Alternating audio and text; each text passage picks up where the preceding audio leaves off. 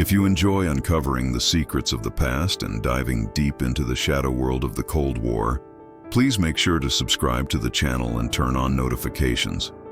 We are about to open a door that was meant to stay shut forever. The ink on the deed was barely dry, and the air in the room already felt colder. It was October 1993, and the Soviet Union wasn't just dead. Its carcass was being picked clean by vultures, oligarchs, and men like Elias Thorne. Elias was a man who existed in the gray spaces of history.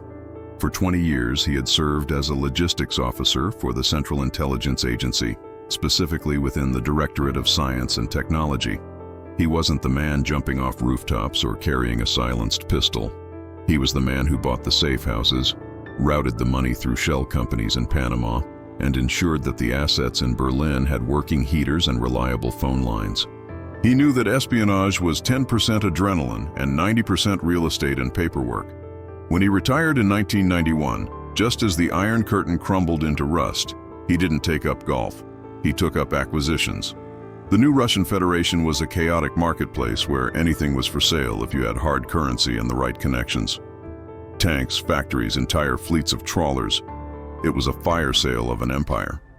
Elias wasn't interested in weapons. He was interested in infrastructure. He bought decommissioned radar stations to turn into radio towers. He bought bunkers to convert into secure data centers for the burgeoning tech sector in the West. But the purchase of Object 77, locally known as Vostok 0, was different. Located in the dense pine-choked forests of the Karelian Republic, just 100 miles from the Finnish border, the facility wasn't on any standard military map.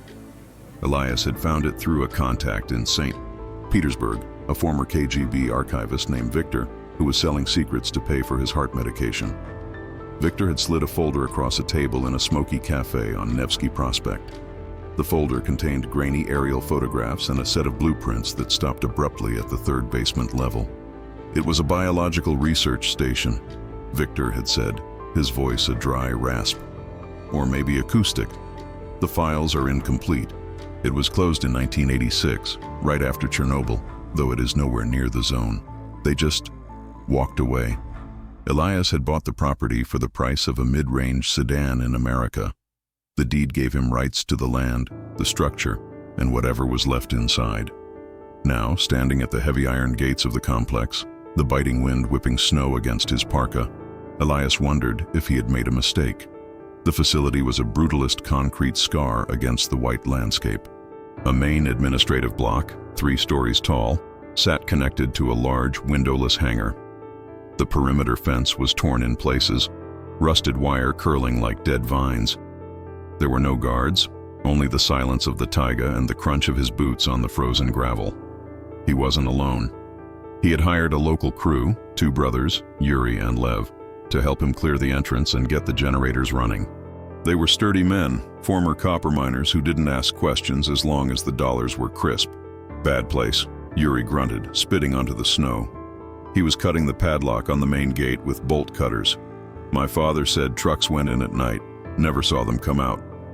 "Just a warehouse now, Yuri," Elias said, trying to sound more confident than he felt. "Just concrete and steel." But as the chains fell away and the gate creaked open, screeching like a wounded animal, Elias felt that familiar prickle on the back of his neck.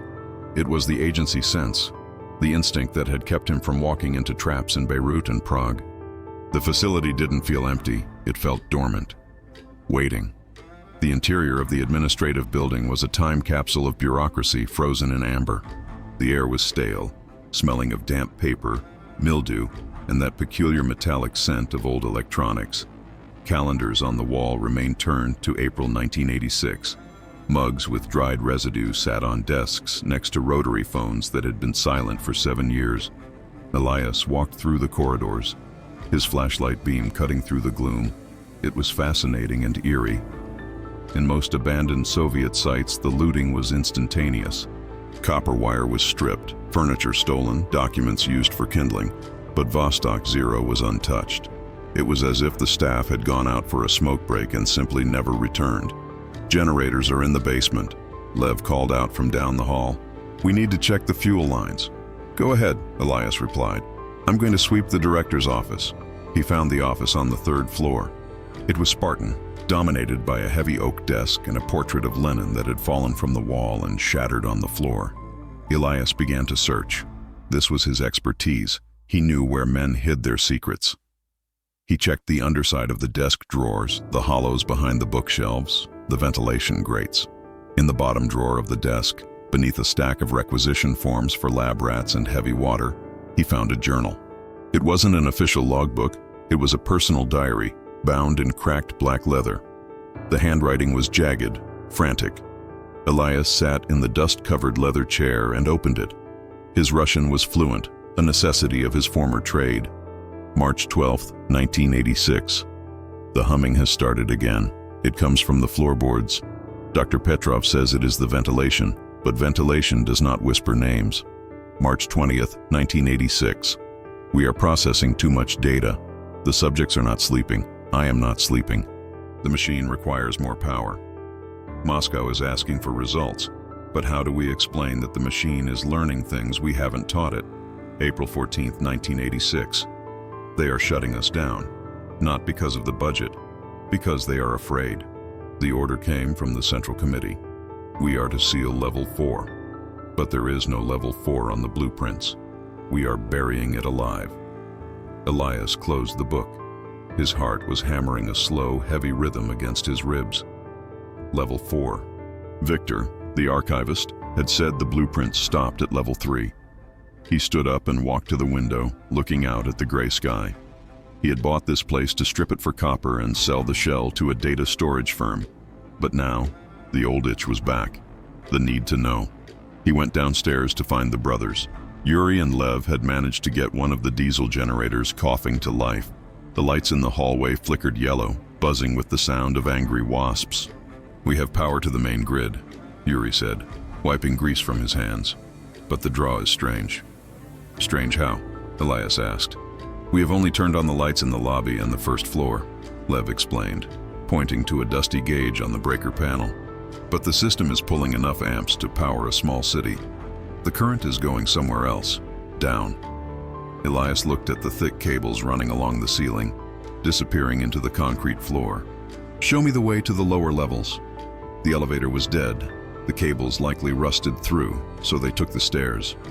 The stairwell was a concrete throat descending into the earth. Level 1 was storage, crates of rotting uniforms, boxes of gas masks, typical surplus. Level 2 was the laboratories. Here, things got stranger. The equipment wasn't biological. It was audio. Rows of reel-to-reel tape recorders, walls of oscilloscopes, massive mixing boards that looked like they belonged in a high-end recording studio rather than a research lab in the forest. "Listening post?" Yuri guessed, looking at a headset left on a table. "Maybe," Elias murmured. He examined a console. It was labeled in Cyrillic. Input source, global. That didn't make sense. A listening post monitored specific frequencies, specific regions. You didn't just plug in global. They descended to level 3. This was the maintenance floor. Boilers, water filtration, and the massive HVAC systems required to cool the electronics above. The air here was warmer, humid. "This is the bottom," Lev said, shining his light at the floor. Solid concrete foundation. Elias walked to the center of the room. He pulled the blueprints he had bought from Victor out of his jacket pocket. He oriented himself with the stairwell. According to the paper, the boiler room spanned the entire width of the building. He paced it out. 20 steps to the east wall, 20 steps to the west wall, but when he looked at the physical space, the west wall was 5 steps closer than it should have been. "Yuri, give me the sledgehammer," Elias said quietly. "Boss, there's a void behind this wall. The dimensions are wrong." Yuri shrugged, handed him the heavy tool, and stepped back. Elias wasn't a young man anymore, but he knew how to swing a hammer. He struck the concrete block wall. It didn't thud like solid masonry. It rang, a hollow metallic ring that echoed through the chamber. He hit it again, harder. The plaster cracked, falling away to reveal not cinder block, but a smooth gray metal surface. "Help me clear this," Elias ordered.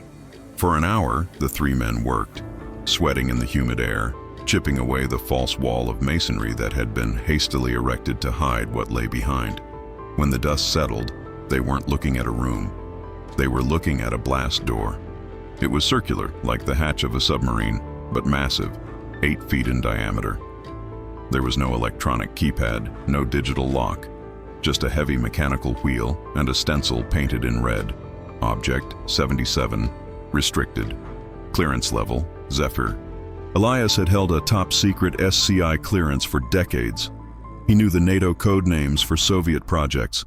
He knew Yankee, Delta, Typhoon. He had never heard of Zephyr. "We should not open this," Lev said, crossing himself. This is coffin." "It's not a coffin," Elias said, though he wasn't sure. He stepped up to the wheel. "It's a vault, and we own it." The wheel was seized with rust, or so Elias thought. But when he applied pressure, the mechanism moved with surprising smoothness. It had been greased, maintained, sealed with high-quality industrial lubricant before the wall was built up. It turned, the heavy internal latches clanking open one by one. Thud, thud, thud. Air hissed out. It wasn't the stale air of a tomb. It was dry, cool, filtered air. The pressure equalization made their ears pop. Elias pulled the heavy steel door open. It swung on silent hinges. Beyond lay darkness, absolute and total. The generator power hadn't reached this far. "Wait here," Elias told the brothers. "Gladly," Yuri muttered. Elias clicked his heavy maglite on and stepped over the threshold. He was standing on a metal mesh walkway. The beam of his light disappeared into a void below him. He was in a silo, a massive cylindrical chamber that went down. He couldn't see how far.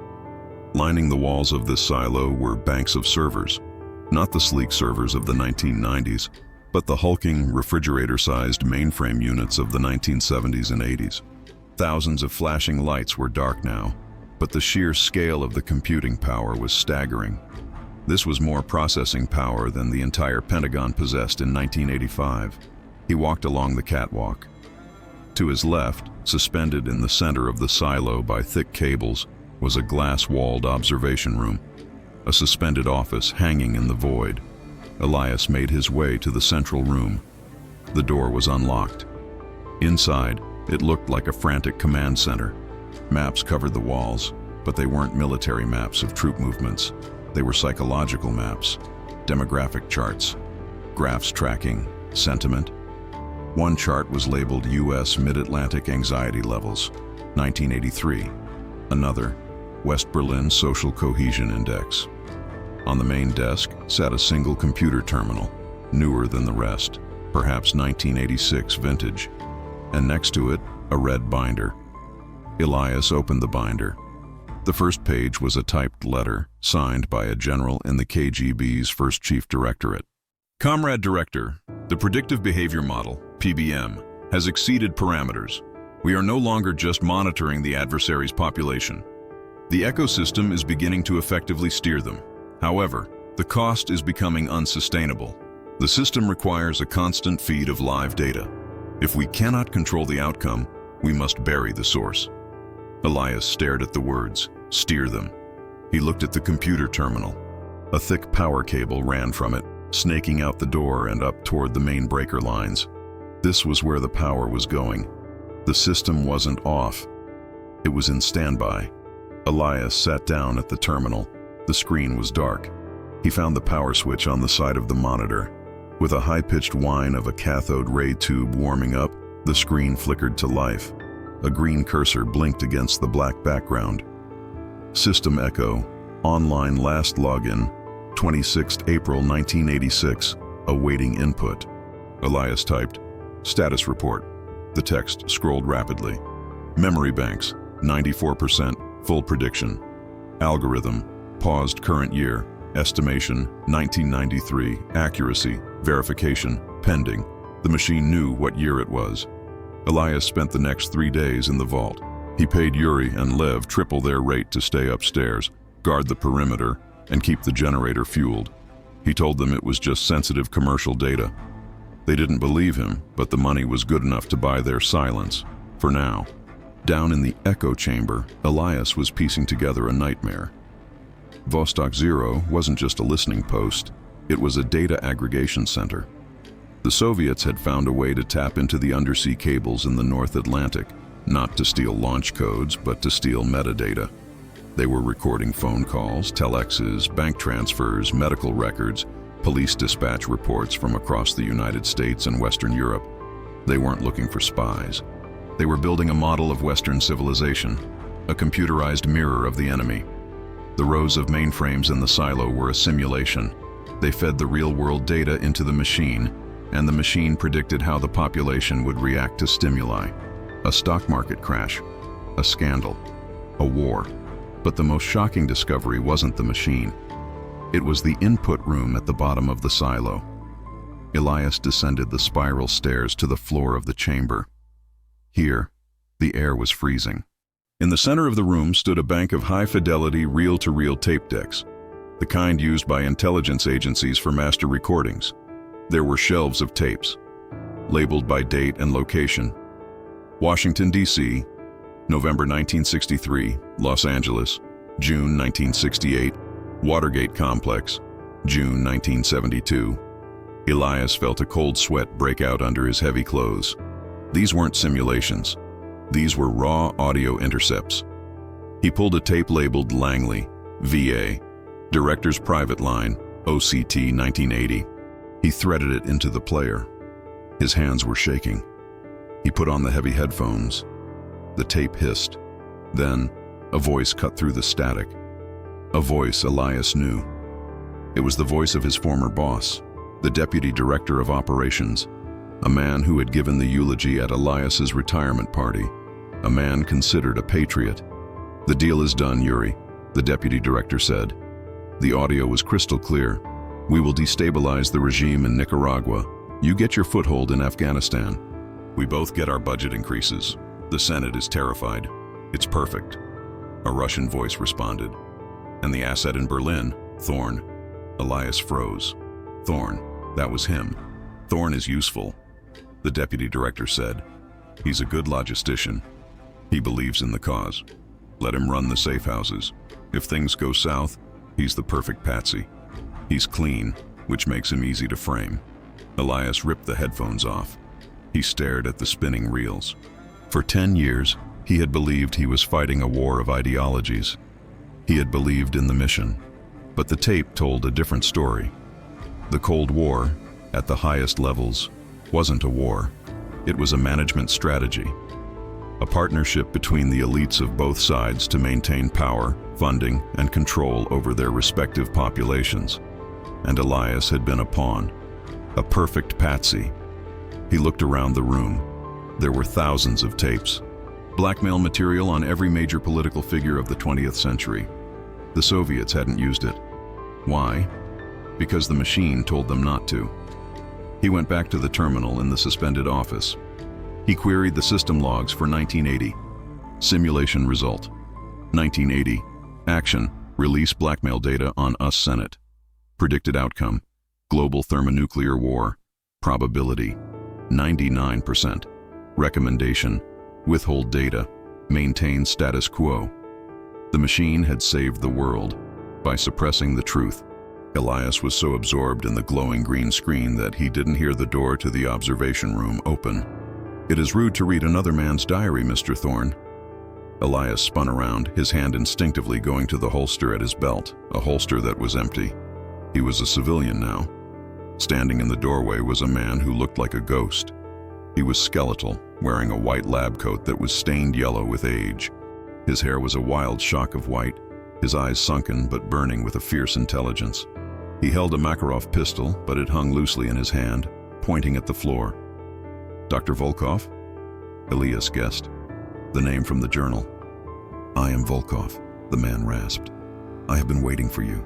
The machine said you would come." Elias stood slowly, showing his empty hands. "You've been here since 1986? "I never left," Volkov said, walking past Elias to touch the computer terminal with a tenderness one might show a child. "When the order came to seal the vault, I stayed behind. I had supplies. The hydroponics lab on level 2 provided food for a while. Then canned goods.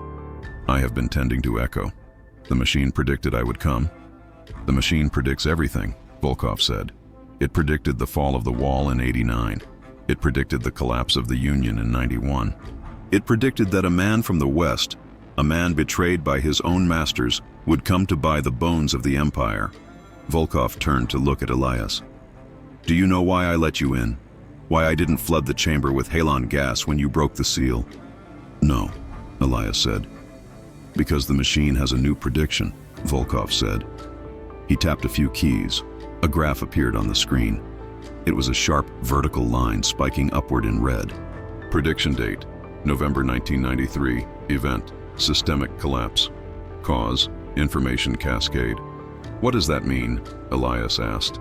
"It means," Volkov whispered, "that the truth can no longer be contained.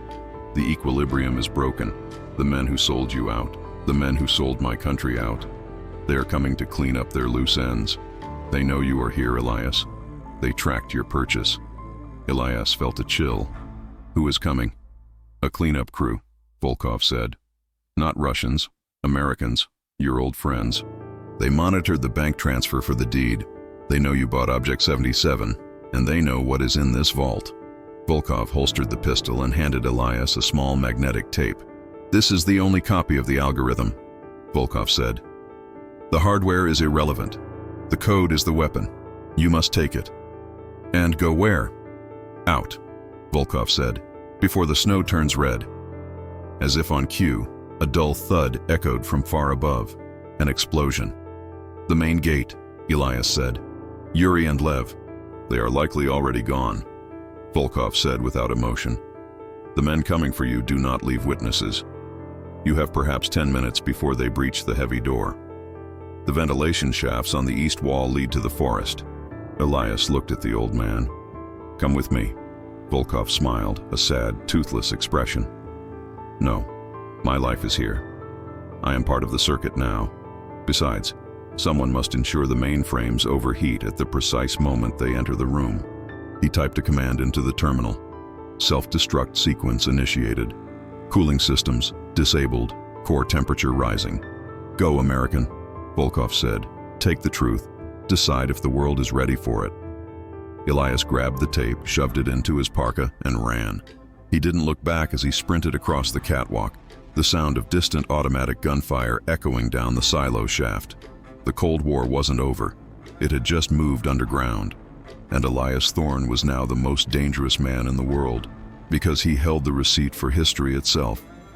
The ventilation shaft was a horizontal coffin of galvanized steel, barely wide enough for Elias's shoulders. It smelled of 30 years of accumulated dust, dead insects, and the biting, metallic tang of the freezing air rushing in from the surface. Elias crawled on his elbows and knees, dragging his body weight forward inch by agonizing inch. The sharp edges of the sheet metal screws snagged his heavy parka, tearing at the fabric, but he didn't stop. He couldn't. Below him, through the thin metal of the ductwork, he could feel the vibrations of the facility, the heavy, rhythmic thump, thump, thump of the main blast door being breached. The cleanup crew was efficient. They hadn't wasted time picking the lock. They had used thermal lances or shaped charges. Elias knew the type. They were likely a SAD, Special Activities Division team, or perhaps contractors from a private firm that didn't exist on paper. Men who moved with the silence of predators and the moral vacancy of machines. He paused for a second to catch his breath, his lungs burning from the exertion and the icy air. In that brief silence, he heard it, the sound of the facility dying. It started as a low whine, rising rapidly in pitch until it was a scream. The cooling systems. Volkov had disabled the safeties. The massive mainframes in the silo, the ones that had been modeling the fate of the world for a decade, were now cooking themselves from the inside out. Boom. The explosion wasn't a fiery Hollywood détente. It was a dull, concussive whump that shook the foundations of the earth. The pressure wave rattled the ventilation duct violently, slamming Elias's head against the steel ceiling. The sound of tearing metal and collapsing concrete echoed from deep below. The silo was imploding, the heat of the melting servers destabilizing the structural integrity of the shaft. Vostok Zero was burying itself, taking the machine, the tapes, and Dr. Volkov down into the crushing dark. Elias forced himself to move faster. The air in the duct was getting hotter, pushing against the cold draft from outside. Smoke, thick and acrid with the smell of burning plastic and silicon, began to curl around his boots. If he stayed here, he would suffocate. He saw a grate of light ahead, the exhaust port. It was covered by a heavy wire mesh. Elias reached it, jamming the heel of his boot against the metal. He kicked once, twice. The rusted bolts groaned and sheared off. The grate tumbled away, falling into the snow outside. Elias scrambled out, falling face first into a snowbank. The shock of the cold was instant and brutal. He was outside, on the eastern perimeter of the complex, hidden by the dense tree line of the Karelian forest. He rolled onto his back, gasping for air, and looked up at the administrative building. Smoke was pouring from the elevator shaft on the roof, a black pillar rising against the gray twilight. The lights in the building had gone out. The facility was dead, but the threat was very much alive. From his vantage point in the snow, he saw them. 4 figures in white winter camouflage emerging from the rear of the building. They moved with professional spacing, weapons raised, scanning the tree line. They wore night vision goggles, the quad lens type that gave them a terrifying insect-like appearance. Elias checked his pockets. He had a folding knife, a flashlight he didn't dare turn on, a compass, and the magnetic tape Volkov had given him. He had no gun. He had no radio. He was a 50-year-old logistics officer against a hunter-killer team in the middle of the Russian wilderness. He did, however, have one advantage. He had bought the property. He had studied the land surveys. He knew where the old drainage culverts ran, and he knew where the ground became a marsh that never fully froze under the snow. Elias turned and vanished into the trees, moving not like a soldier, but like a shadow. The forest was a monochromatic nightmare of white snow and black pine trunks. The temperature was dropping rapidly, likely hitting 20 degrees below zero. Elias knew he had to keep moving to generate body heat, but he couldn't run. Running left deep tracks. Running made noise. He adopted the ranger step. Lift the foot high, place it gently, roll from the outside edge to the inside. It was slow, agonizingly slow, but it was quiet. He could hear his pursuers behind him. They weren't shouting. They were communicating with clicks and hand signals, but the crunch of their boots on the crusty snow carried in the silent air. They were tracking him. They would see his trail eventually. The snow was too deep to hide it completely. Elias needed to change the variables of the equation. He reached a ridge overlooking a frozen creek bed. According to the survey maps, this creek fed into a larger river 3 miles south. But right here, under the bridge of a logging road, the terrain bottlenecked. Elias slid down the embankment, huddling under the wooden supports of the old bridge. He reached into his pocket and pulled out the heavy mag light. He unscrewed the back, removing the batteries, and used his knife to fray the wiring of the bulb assembly. He created a crude short circuit. He placed the flashlight on a rock, facing back the way he had come, angled up toward the ridge. He covered it with a thin layer of snow, just enough to obscure the metal casing but not the lens. Then he packed a handful of dry pine needles around the exposed wiring. He moved away, heading down the creek bed, staying in the shadows of the steep banks. 10 minutes later, he heard the snap of a twig on the ridge. The team had found his tracks leading down. They would be scanning with thermal optics. Suddenly a spark. The shorted batteries in the flashlight ignited the pine needles. It wasn't a fire, but it was a sudden, intense flare of heat, a thermal bloom. To a man wearing night vision or thermal goggles, that sudden spike of heat would look like a muzzle flash or a person breaking cover. "Contact front!" a voice hissed in American English. The silence of the forest was shattered by the suppression-dampened thwip, thwip, thwip of automatic fire. The team unleashed a hail of bullets at the flashlight, shredding the snow and the wood of the bridge supports. Elias didn't look back. He used the noise as cover, breaking into a sprint down the frozen creek. He ran until his lungs burned like they were filled with glass. He ran until the creek widened and he saw the shape of his vehicle, a battered Soviet-era UAZ Jeep he had purchased along with the facility, hidden under a tarp in a thicket of spruce trees. He tore the tarp off. The Jeep was a block of ice. He prayed the battery hadn't died in the cold. He keyed the ignition. The engine groaned, sputtered, and then, with a roar that sounded like a cannon shot in the quiet night, caught life. Elias threw it into gear and tore out of the thicket. the tires spinning on the ice before finding traction. As he hit the logging road, a bullet shattered the rear window, showering the back seat with glass. He didn't flinch. He floored the accelerator, the Jeep fishtailing wildly as he sped away into the darkness, leaving Vostok 0 and its ghosts behind. He drove for 6 hours, taking back roads that were little more than deer trails, heading south toward the Finnish border. The heater in the UAZ was broken, and Elias drove with one hand on the wheel and the other tucked under his armpit to keep the fingers from frostbitten numbness. He couldn't go to his hotel in St. Petersburg. They would be waiting. He couldn't go to the airport. His passport would be flagged. The cleanup crew wasn't just a hit squad. They were the sharp end of a spear wielded by powerful men in Washington, men who could ground planes and freeze bank accounts. He needed a safe harbor. Elias had a bolt hole near Viborg, a small hunting cabin he had purchased under a shell company name, Norwich Imports, 5 years ago. It was off the grid, solar-powered, with a stockpile of firewood and canned food. He arrived just before dawn. The cabin was freezing, but it was secure. He parked the Jeep in the barn and barred the door. Only then did he allow himself to collapse onto the dusty sofa. He slept for 3 hours. A fitful, nightmare-filled sleep where the walls of the room were made of magnetic tape and the wind outside whispered his name. He woke with a start, the adrenaline fading into a dull ache. He made coffee on a propane stove and sat at the small wooden table. He pulled the tape Volkov had given him out of his pocket. It was a standard data cassette, the kind used in early personal computers, but the casing was reinforced, military grade. He didn't have a mainframe to run the algorithm, but he had something else. In the corner of the cabin, covered in a dust sheet, was an old portable computer, an Osborne 1.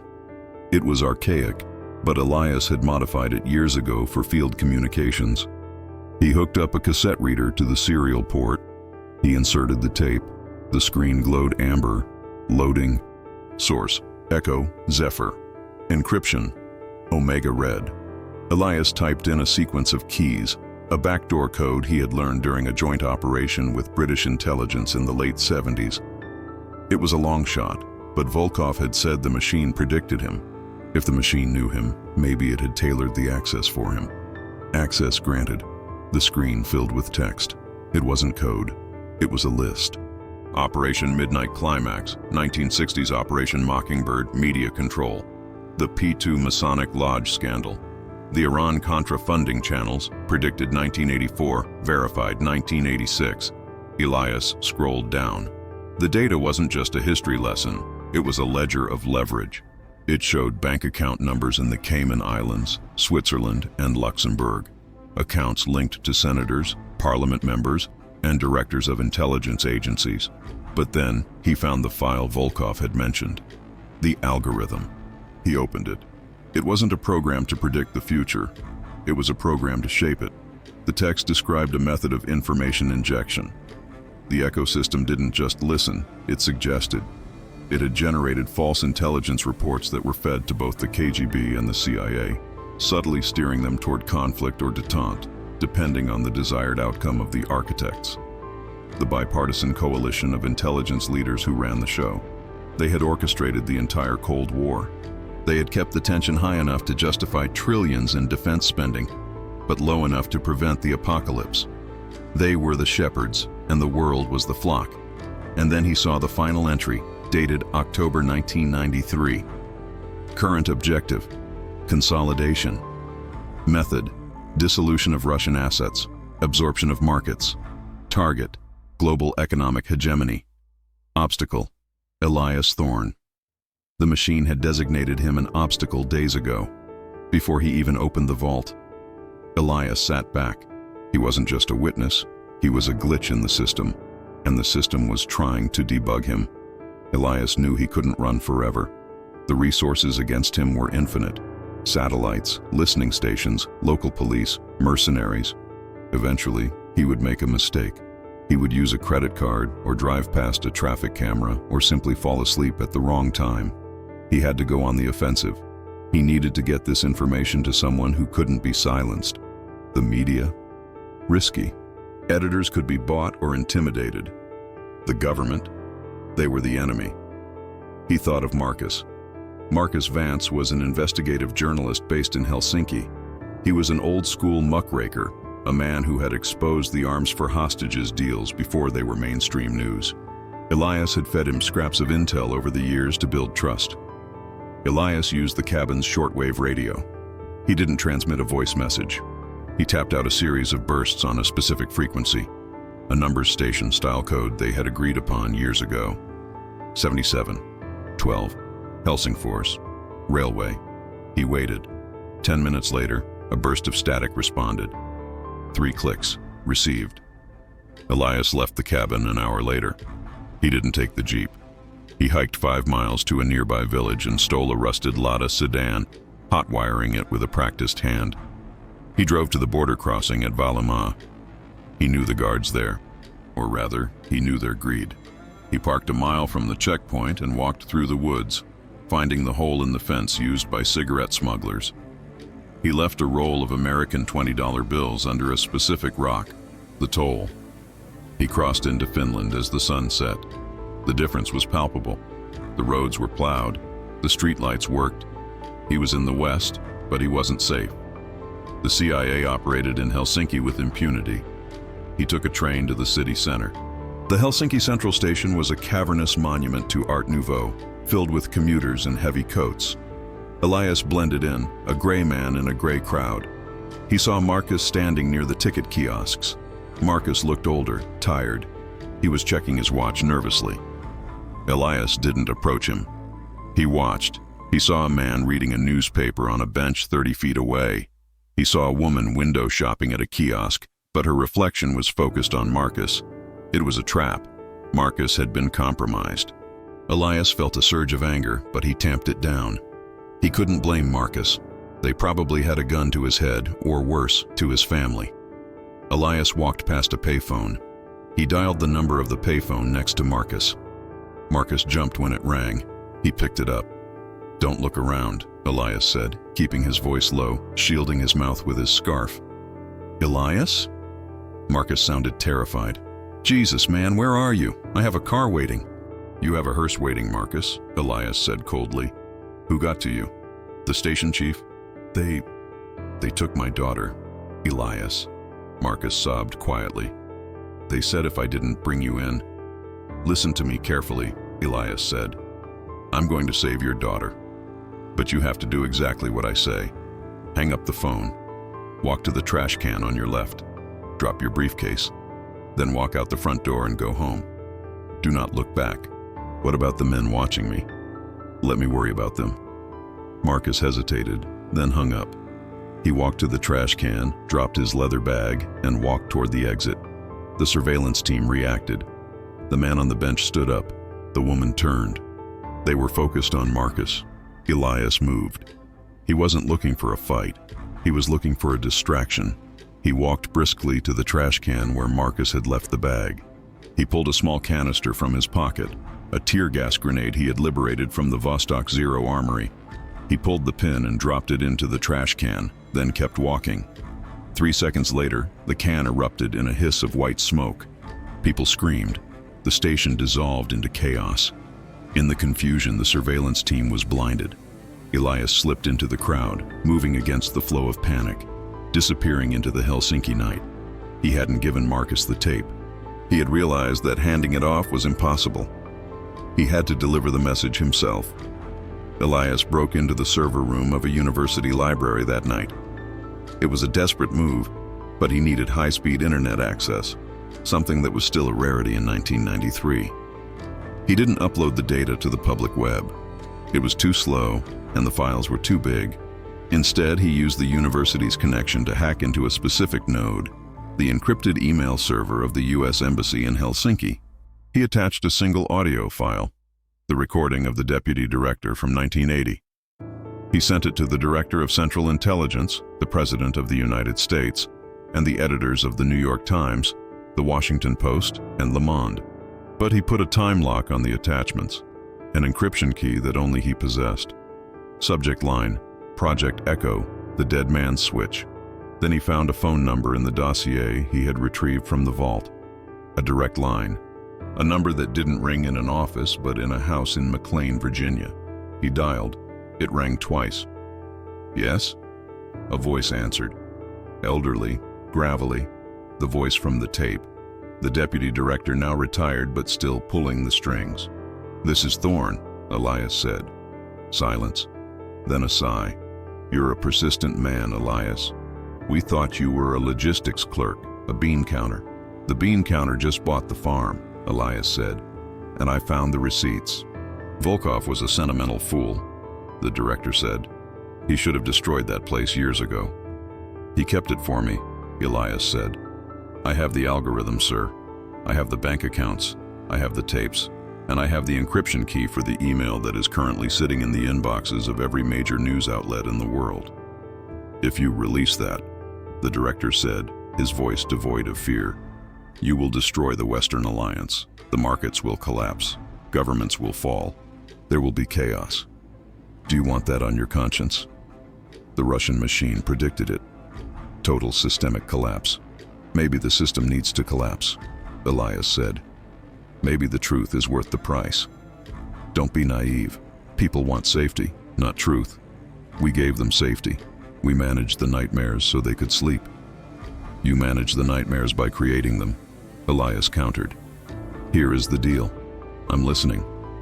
Call off the dogs. The team in Helsinki stands down. Marcus Vance's daughter is returned home within the hour.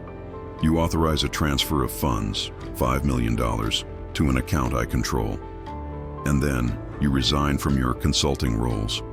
You and your entire board of shadows. You step into the light and you fade away. And if I refuse, then I post the encryption key and the world wakes up." There was a long pause. Elias could hear the clock ticking on the wall of the server room. "The funds will be transferred," the director said finally. "The girl will be released, but Elias, you can never come home. You know that. If you ever step foot on US soil or UK soil or anywhere we have reached, the deal is off." "I don't have a home anymore," Elias said. "I'm just a ghost." 3 months later, the snow was falling softly on the streets of Reykjavik, Iceland. It was a neutral ground, a place where East and West met in the middle of the ocean. Elias sat in a small cafe, watching the harbor. He looked different. He had grown a beard, dyed his hair gray. He carried a passport with a Swedish name. He opened the newspaper, the New York Times. The headline read, "Sudden Retirement of Intelligence Veterans Raises Questions."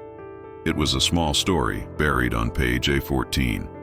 A dozen high-ranking advisors in Washington and London had simultaneously cited health reasons for stepping down from their positions on defense boards and think tanks.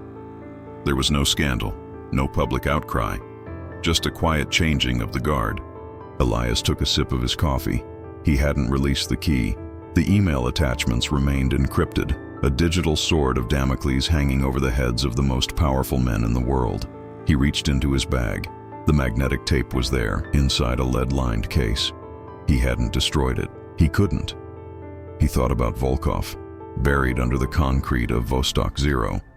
He thought about the machine, Echo. Elias had kept one thing from his conversation with the director, a detail he had found in the final lines of the algorithm's code just before he fled the cabin in Russia. The machine hadn't just been predicting the past, it had been running a simulation for the future. Projected date of singularity, 2025. Event, the merger of truth and simulation. Outcome, undefined. The machine knew that eventually the control the architects exerted would fail. The internet, the flow of information, would become too fast, too chaotic to manage. Elias realized his role wasn't to destroy the system. It was to wait. He paid his tab and walked out into the cold wind. He was no longer a CIA officer. He was no longer a pawn. He was the keeper of the vault. He was the man who knew where the bodies were buried. And more importantly, he knew that the gravediggers were still out there, waiting for their chance to pick up the shovels again. He pulled his collar up against the chill.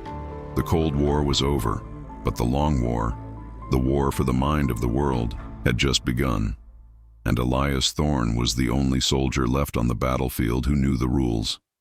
He disappeared into the white mist of the Icelandic winter, a ghost carrying the weight of the future in his pocket.